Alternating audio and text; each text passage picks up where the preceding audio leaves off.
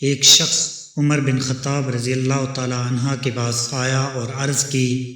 کہ مجھے غسل کی حاجت ہو گئی اور پانی نہیں ملا، تو میں اب کیا کروں؟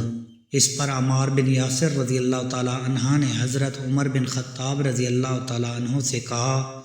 کیا آپ کو یاد نہیں جب میں اور آپ سفر میں تھے، ہم دونوں جنبی ہو گئے، آپ نے تو نماز نہیں پڑھی لیکن میں نے زمین پر لوٹ پوٹ لیا اور نماز پڑھ لی، پھر میں نے نبی کریم صلی اللہ علیہ وآلہ وسلم سے اس کا ذکر کیا